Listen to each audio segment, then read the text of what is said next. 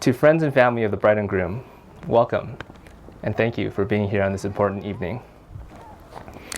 A few weeks ago, Amy warned me that Kent would cry if my speech was too sentimental. She'd even tried unsuccessfully on my ad to Google anti-crying eye drops. I did my best to keep things dry, but as you all may know, I'm a pretty sentimental guy. In fact, I'm not even so sure I'm not going to cry myself. Don't worry, Kent. If the waterworks start, we'll go down together. I consider both Kent and Amy to be amongst my best friends, and I'm honored and thrilled to be standing up here today. Before we continue with the ceremony, I'd like to share our story. I first met Amy on the subway one fateful Halloween night in New York City. Our friendship began rather innocuously, with your standard small talk amongst new acquaintances. It wasn't quite random chance. We had a few mutual friends and we're heading to the same concert. But a hint of serendipity was in the air. 99 times out of 100, we might have just dabbled in some light conversation, enjoyed the concert, maybe added each other on Facebook, and parted ways. Our relationship reduced to the occasional like on an updated profile picture. But this night proved different.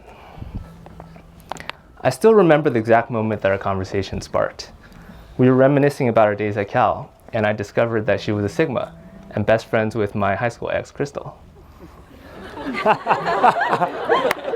We immediately bonded over this shared connection, telling stories about our past and catching up on recent news. Crystal played a significant role in both our lives, and it should come as no surprise that she's one of the bridesmaids up here today. Crystal, without you, this might have never happened. Over the next few months, our friendship blossomed. We shared a mutual love of scary movies, EDM, working out, and small, fluffy white dogs. Amy was there when I decided to quit my job and start a company. I was there when she lost her sixth iPhone and was banned from the iPhone insurance program. Her passion for life earned her the nickname Amy YOLO. You only live once. We traveled to new places, shared numerous new experiences, and savored the carefree frivolity of our mid-20s. I've actually known Kent for much longer than Amy. We first met in 2010 when I moved to San Francisco, but I didn't actually get to know him until Ian moved in with him in early 2013.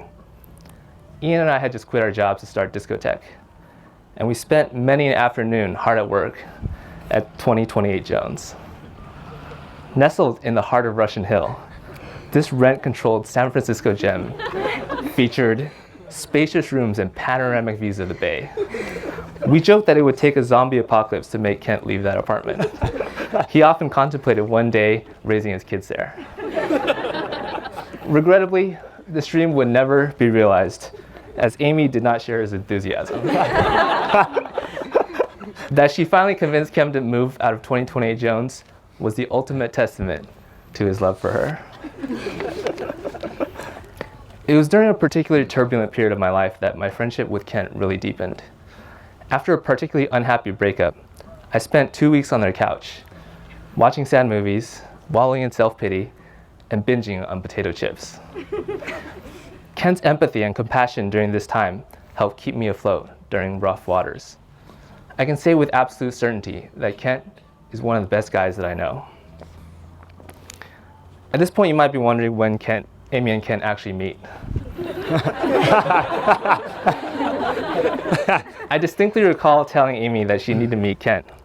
I believe the exact descriptors I used were tree trunk thighs and a heart of gold. At the time, she was still living in New York and Kent in San Francisco. But their paths happened to cross during Memorial Day 2013 at a friend's reunion in New York. Shortly thereafter, a fortuitous consulting project placed Amy in the South Bay, and he took the opportunity to ask her on a date. Though it went well, Kent's fashion sense left something to be desired. He wore a burnt orange jacket on their first date. Luckily, Amy was intrigued by Kent's character, or was it those tree trunk thighs? And soon their dates became a weekly occurrence. Amy started spending more and more time on the West Coast, and Kent started looking forward to the weekly hour-long drives down to Milpitas. It seems to me that the best relationships, the ones that last, are frequently the ones that are rooted in friendship. You know, one day you look at the person and you see something more than you did the night before, like a switch has been flipped. And the person who was just a friend is suddenly the only person that you can ever imagine yourself with. I think this describes Amy and Kent's relationship pretty succinctly. It wasn't a whirlwind romance or love at first sight, but rather the slow burn of a friendship catching on fire. They fell in love the way you fall asleep in a warm bed on a winter night, slowly, and then all at once.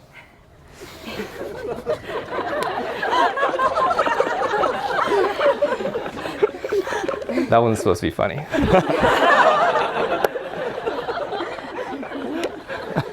I'll never forget the time the three of us celebrated their anniversary together.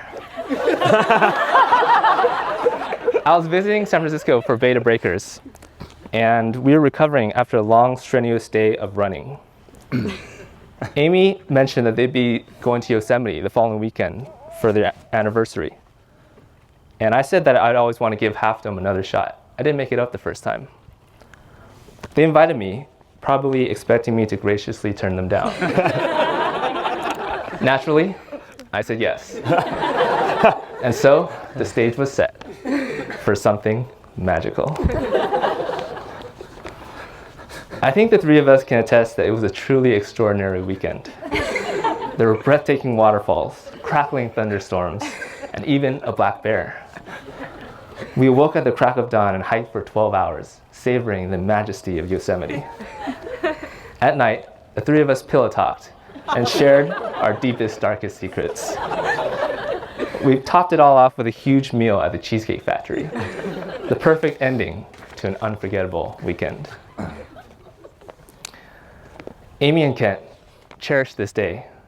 Count this evening amongst your life's happiest moments. But remember that love isn't best represented by grandiose gestures and ceremonies, but rather the small moments of day-to-day life. Coming home from a long day of work and watching The Bachelor together.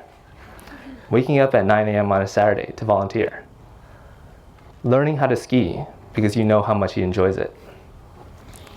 Seeing how Mochi and Kent adore each other.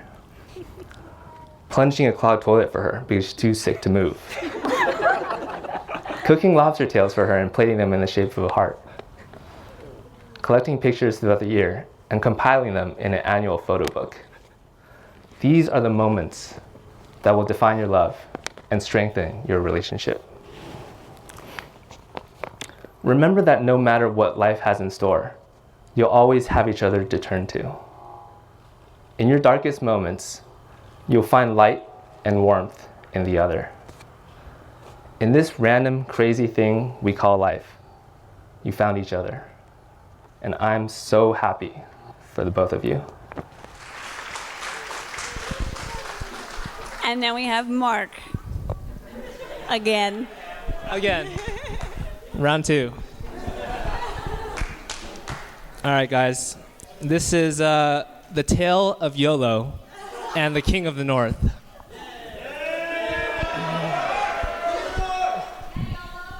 In Texas, his singular story began. The King of the North, who would bow to no man. The fondest of friends and the finest of guys. A heart made of gold and with tree trunks for thighs. This beast, if I may be as bold as to name, was wantonly willful and too much to tame. He reveled by day and roistered by night, but something was missing. It just wasn't right. Unknown to him, waited away and alone, a girl with a penchant for losing her phone. With eyes like the size of the lemurs, it said, a lady named Amy, or YOLO, instead. So enter their charming and handsome friend Mark, who brought them together and planted a spark. And when their adventures had come to a fork, their stories intertwined and combined in New York. On meeting him, Amy was less than impressed. Perhaps it was due to the way he was dressed. But Kent never minded to wait for a while. He'd drive to Milpitas to see her and smile. They fawned over mochi and bonded in skis, Pilates and cooking with home recipes, a jubilant jaunt to Yosemite Park that even included a third-wheeling mark. And so it was better than ever before, but Kent had a notion to further it more. He planned an endeavor, a moment to strike, the perfect proposal, an arduous hike. They wandered for miles with a bag on their back, through forests and hills and a 40-pound pack. And when the occasion to ask her arrived, she slept for 4 hours, exhausted, deprived. It wasn't the moment he'd planned or the way, but when she awoke, it was worth the delay. She rose from her nap, I'm sure you can guess. He tendered a question, and Amy said yes. So raise up your glasses and hear it proclaimed, to Amy, my friends, and the beast that was tamed.